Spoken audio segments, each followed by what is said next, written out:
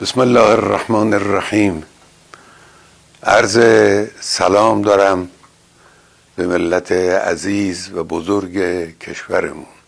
شهادت سرداران و دانشمندان عزیز که البته برای همه سنگین است و تعدادی از مردم غیر نظامی رو به ملت ایران، به خانواده های اونها تبریک و تسلیت عرض میکنم.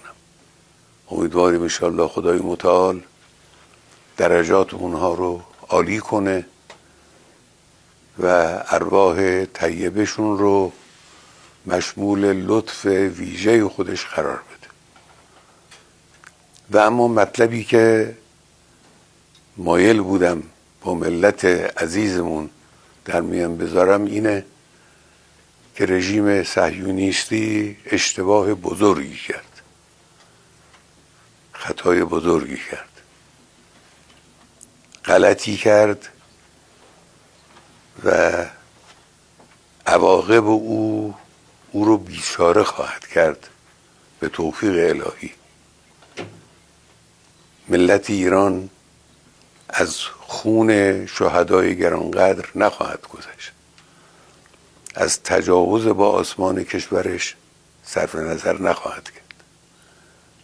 نیروهای مسلح ما آماده هستند و مسئولین کشور و همه آحاد مردم پشت سر نیروهای مسلحند. امروز از همه جناح‌های گوناگون سیاسی کشور و آحاد گوناگون کشور پیام‌های مشابهی صادر شد. همه احساس می‌کنن که باید در مقابل هویت خبیث رذل تروریست صهیونیستی با قدرت عمل کرد.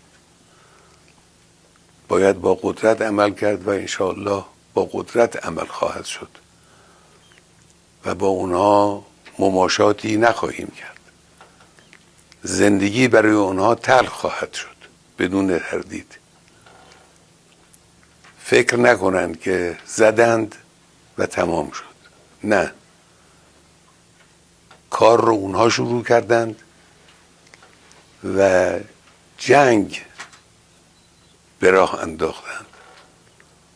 ما به اونها اجازه نخواهیم داد که از این جنایت بزرگی که انجام دادند خودشون رو سالم خلاص کنند. مسلم نیروی مسلح جمهوری اسلامی ضربه های سنگینی بر این دشمن خبیث وارد خواهد آورد. ملت هم پشتیبان ماست، پشتیبان نیروهای مسلح و جمهوری اسلامی به اذن الهی بر رژیم صهیونیستی فائق خواهد شد. ملت عزیز این رو بدونند و مطمئن باشند و خاطر جمع باشند که در این زمینه هیچ کوتاهی صورت نخواهد گرفت. و السلام علیکم و رحمت الله و برکاته.